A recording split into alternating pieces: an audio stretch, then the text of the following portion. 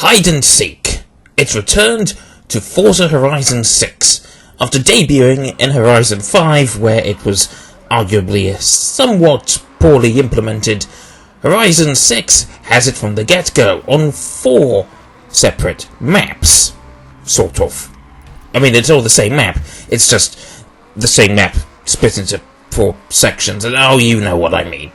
If you've decided to try your hand at Horizon 6's version of Hide and Seek, I have a few tips and tricks for you. As I already stated, there are 4 maps that you can play on in Hide and Seek.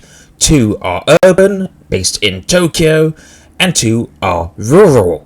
The 2 urban maps are East Tokyo, which you can see here, encompassing much of the eastern part of main Tokyo, part of Daikoku Island, and the ports. And West Tokyo, which encompasses the west side of Tokyo City, not including Daikoku, and it doesn't have some of the rural area just north of the city. And then the 2 rural maps are Ine Coast and Narajuku. It is my opinion that the 2 rural maps are very strong if you're a hider, as these maps are wide and open, and there's a huge amount of trees that you can functionally hide in, even if you're driving around, because it's very hard to see in them. The urban maps, on the other hand, are very strong for the seekers, as if you get found on this map, it's hard to get away. At the time of recording, hiders currently have access to just 5 cars. The Jeep Wrangler Rubicon, Mercedes-Benz G65, Mitsubishi Montero Exceed, Mitsubishi Galant, and the Subaru Legacy B4. All of these vehicles are of course represented as traffic cars in the game. And a bit of a theme with all of them is that they are relatively slow. In a straight line, practically all of the seeker vehicles will outrun a hider vehicle. Out of these 5 cars, I wouldn't say any of them are particularly bad, and none are really particularly better than the others. Each have their own upsides, and each has their own downsides, such as the Montero having the least power out of all of them, whilst the G65 has the most, but it weighs the most as well. A lot of people seem to like having the Legacy of the Galant, but really it's up to personal preference as to which hider vehicle you choose. The seeker vehicles are a completely different story. There are a ton of them, but only a handful are actually particularly good. For example, the Audi Quattro and the Toyota Celica have decent top speeds, but that's compensated for with horrific turbo lag. And when you're on the city maps, hell, any map, that turbo lag can really make or break a chase, and it's probably best to just completely ignore those cars. Much the same can be said about the Subaru Impreza S209, which is at least marginally better, but is still probably better to just leave on the sidelines. A vehicle that's bad for another reason is the Mini X-Raid. On paper, it should theoretically be pretty damn good on the rural maps, but from experience, I can tell you it's actually not that good. It has a lot of power, but not a lot of grip, which is pretty damn essential, you'd think, on a map that involves a lot of cross-country driving.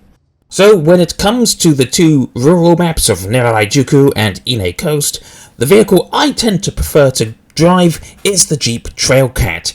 It has a huge amount of power, as you can see. It weighs a ton, which means it can easily push around the hiders if it needs to, and it's actually pretty damn fast in a straight line, can even outrun the Lamborghini Murcielago, at least from a standing start. The BMW M8 is also a decent choice for urban maps, but it has the same sort of problem as the X-Raid in that it doesn't have a lot of grip. It slides around quite a lot. So, if you're on an urban map, I think the best vehicle to go for is actually the Lamborghini Huracan Starato. there are some rural areas on the Tokyo maps, and so it's actually a pretty damn decent choice to go for. It is probably the best outright hider-seeker vehicle that you can get on the urban maps, and even the Jeep Trailcat doesn't do too badly on the urban maps. So if I were you, I'd probably stick with one of those two cars. You can't really go wrong with them. Though the Alfa Romeo 155, Audi R8 and the Lamborghini Murcielago are also pretty good choices for urban maps, though the Murcielago feels pretty sluggish for a car that is essentially that is a Lamborghini. And I almost forgot about the Porsche 911 Rally as well. It's kind of like the Sterato, though not quite as good, if you ask me. Now, each team has their own special abilities. Hiders get the Chase Breaker. Essentially, any seeker that is within range gets hit with a slowdown penalty that lasts for about 15 seconds. Whereas the seekers get the Ping ability that highlights the hider on everyone's maps for around about the same period of time. The Chase Breaker has a 50-second cooldown, whilst the Ping only takes about 35 seconds, I think. Something like that. It's definitely shorter than the Chase Breaker's cooldown. Now, here is a tactic that I've only recently started doing when I've been a hider, and that is because of a glitch with the game at the minute. It's really quite simple what you should do. The moment you spawn in on the map, hit your Chase Breaker to test to see if it actually works.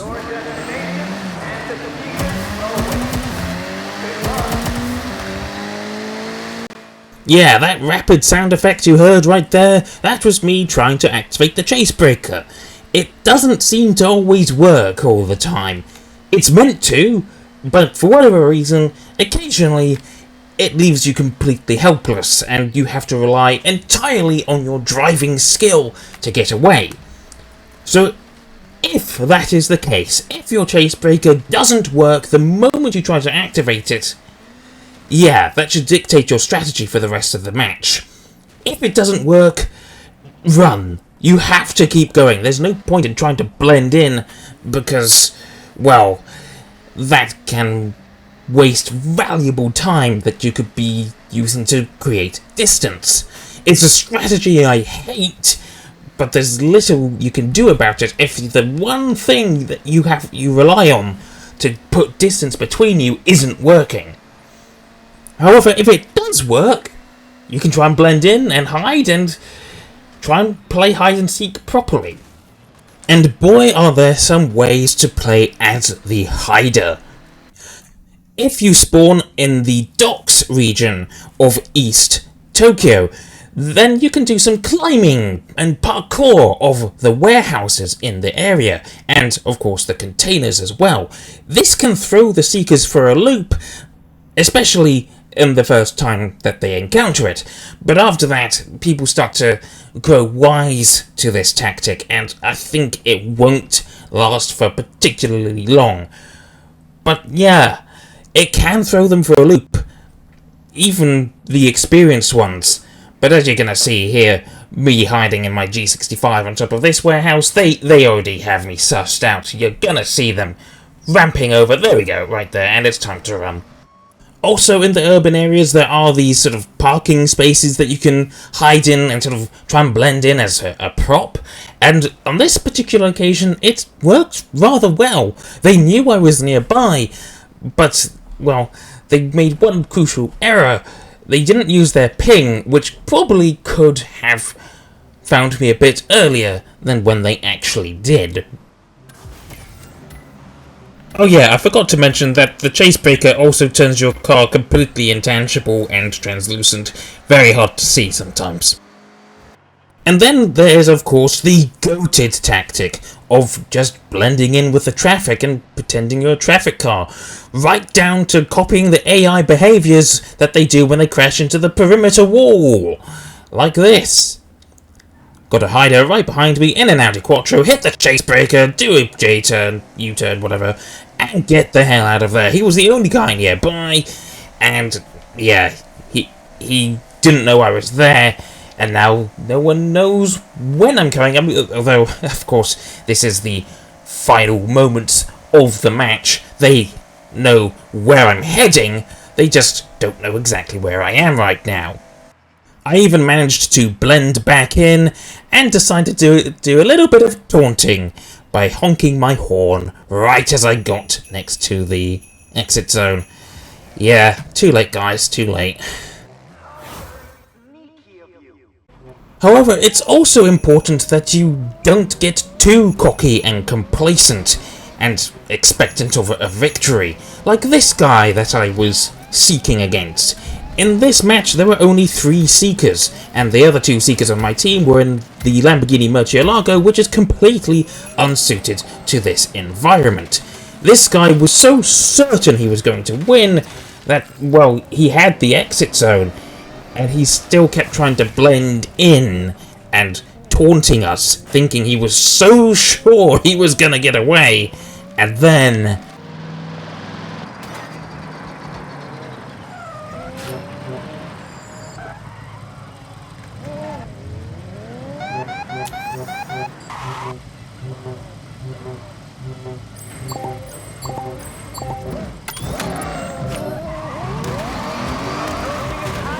So this guy was taunting me right next to me, using his police siren horn, just telling me where he was. And then he hits the chase breaker, but I am able to see exactly where he goes. And if you're having a hard time seeing the car itself, just look at the floor and the tyre tracks, the skid marks. They can be as good an indicator of where he's going as anything. And yeah, he's trapped, and he gives up because he's realised he's made a mistake. Yeah, don't get cocky, guys. Only get cocky when you know you're about to win. Don't get cocky when you're halfway across the map and you're still trying to blend in. It's also very important that you have map knowledge. This is one of my first games as a Seeker on East Tokyo. In fact, I think this is the very first match I played on East Tokyo, and it's what originally made me hate this map. There is a very, very important thing you must never do on this map that I'm doing right now, and that is using the expressways. Do not ever use the expressways. They are dead ends. They will not get you to where you're going. That helped the Hider win on this particular occasion, and made me think that this map was very unbalanced towards the Hider. But really it isn't. If you ignore the expressways, this is actually a very Seeker-friendly map.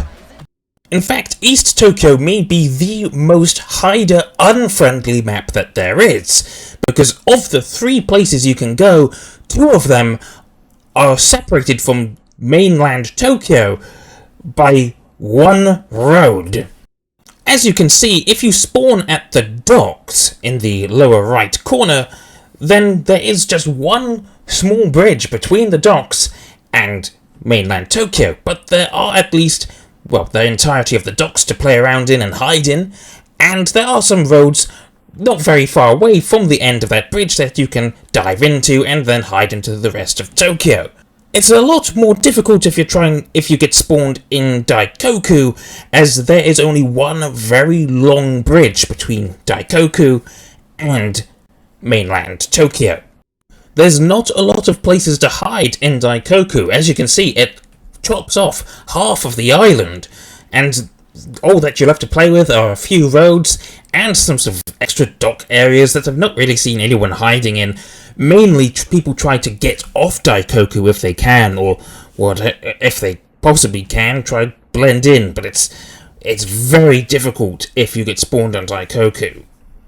Unless you're faced with Seekers who don't know the map, like I did once, and like these guys. Before I properly show you this clip, however, I need to stress to you something very important as a Seeker, and that is to look at the bottom of your screen and to look at your compass, as that will tell you where the Hider is. on East Tokyo, if the arrow on the compass points directly behind you, then that means they are on Daikoku. If it points anywhere in front of you, they're in mainland Tokyo, and if it points anywhere to the right, they're on the ports. You would not believe how many times I have seen people just drive off into random directions because they are not looking at their compass. It is the one detection tool you have at your disposal, and you're ignoring it. Look at your compass. It is that simple.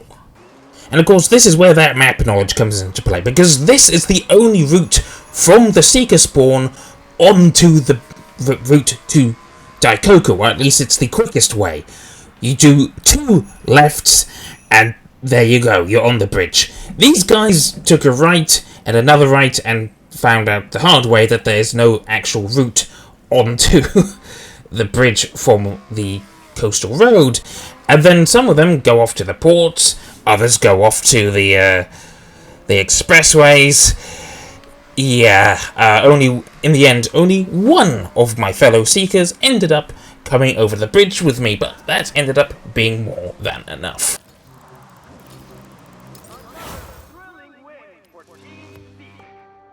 Another tactic I've been seeing a lot of is if the hider spawns in the north of East Tokyo, they immediately try and blend in with traffic. This is a bad idea because at the very least I've cottoned onto it, and if I've cottoned onto it, so have others.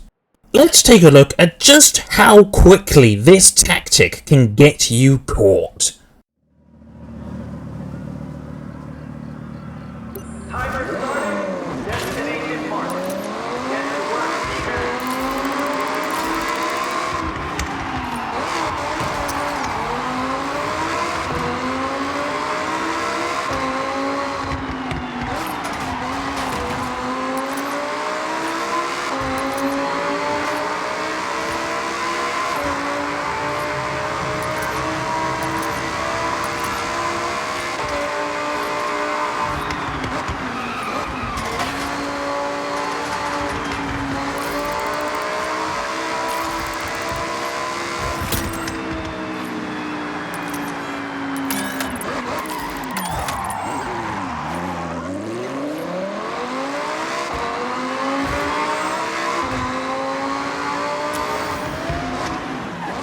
On this occasion, the hider wasn't particularly smart. He used his chase breaker, but someone else still managed to ping him, and he still kept trying to blend in.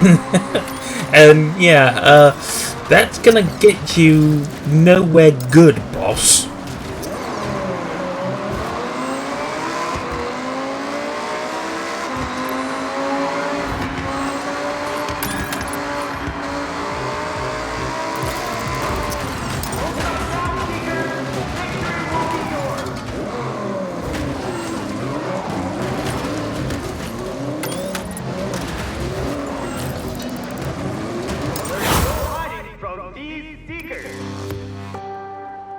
Yeah, that was literally less than 2 minutes.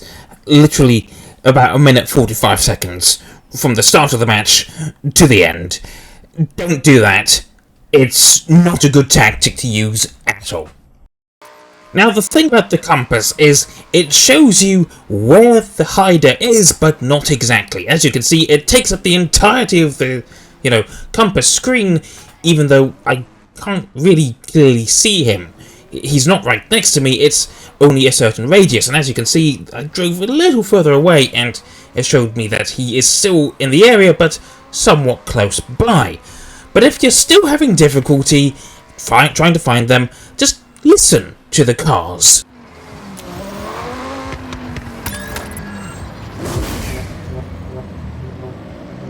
Did you hear what I heard? I'll give you another shot at it.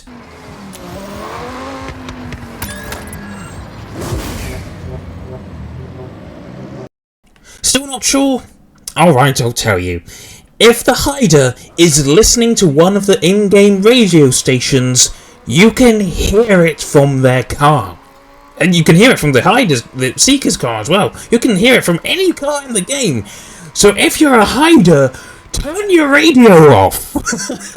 I know it's nice to listen to, but it can give you away like it did this guy in this occasion. Now, you should also take note that a hider doesn't necessarily have to immediately run or use their chase breaker the moment they get pinged. In some cases, they're baiting you. I learned this tactic from another hider myself. I get pinged here, and there's a whole gaggle of seekers right next to me, and I run at them and hit the chase breaker. I sadly mistimed it slightly, and I only got 3 of the 4 seekers, but it was enough.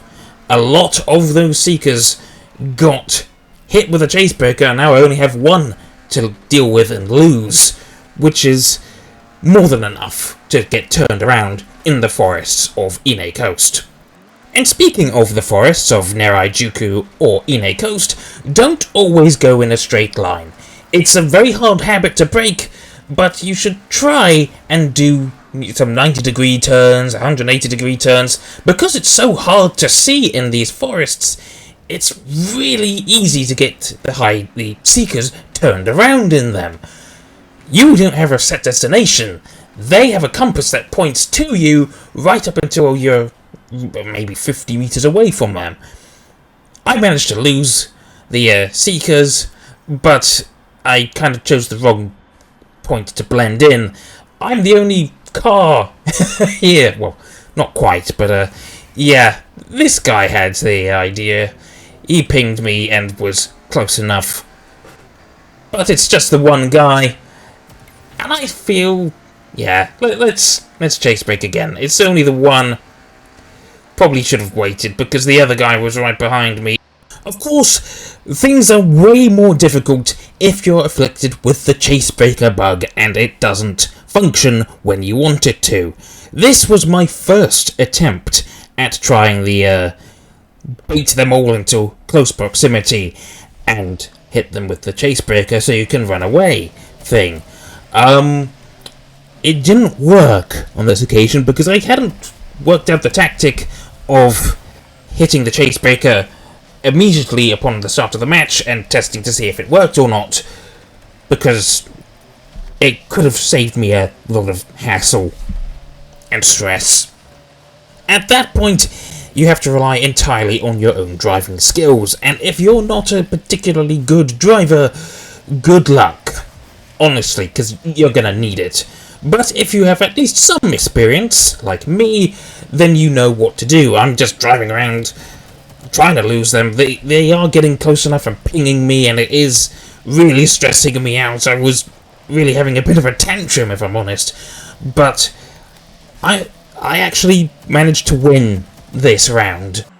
Now, if the chase breaker bug hits you on a city map, it is a lot more difficult to get away. You are essentially screwed unless you can, outdrive the seekers. But they're in much faster cars than you, and there isn't really a lot of rural areas for you to get them turned around in the trees. It's very difficult to lose them. I did lose a match on East Tokyo because of this bug, but I think I deleted it out of shame, the recording, so I'm just using a similar clip of, the car I was in. As you can see, this one, I did have the chase breaker, got a couple of them, but, yeah, on that occasion, when I didn't have the chase breaker, it was infuriating. Hopefully, by the time you watch this video, it has been patched. But at the time of recording, and likely at the time that this video gets uploaded, it has yet to be patched. You're not safe from bugs as a seeker either. Here, I'm right next to the hider. My ping becomes active. Right now, I hit it, and apparently there's no hider.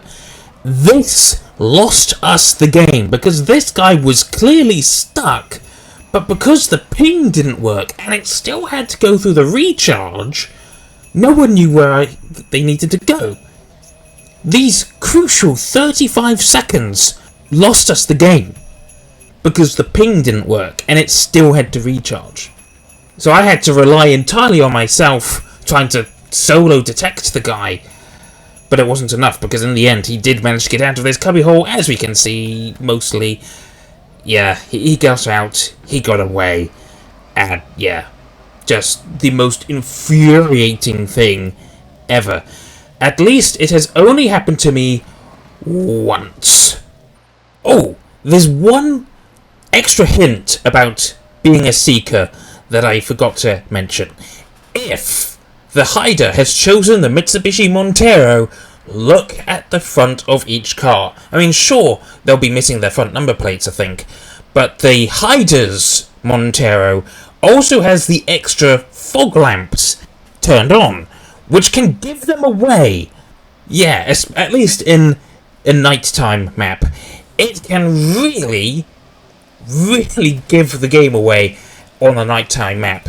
But you don't really know what time the map is going to take place on, so if you choose the Montero and it's nighttime, it's not really your fault, and you just got to make the best that you can. Especially because I had the bug again on this match. Now, unfortunately, I don't have a lot of footage as a hider on West Tokyo. I thought I did, but evidently not. But yeah, essentially, unlike East Tokyo, the expressways there are a viable option, because they are actually pretty hard to get onto if you don't know the proper ways, the routes. So they can be a pretty decent hiding spot. Other than that, I'm not got a lot of experience on West Tokyo. It just doesn't seem to pop up in the map rotation all that often, which is kind of irritating. I kind of need a bit more experience on that map. But yeah, if you do spawn there as a hider, expressway's not a bad shout for the time being. And I think I have run out of advice to give you guys. I can't think of anything else other than a bit of a secret. You'll probably notice that my Jeep Trailcat here is blue and white. That's because I didn't select the colour. Instead, I just waited for the timer to time out, and it chooses a sort of default colour. For the Jeep, it was blue and white. For some of the other cars, it's silver, and others, it's white. So, yeah, it's sort of like the default colour that the cars seem to have, and it's pretty cool.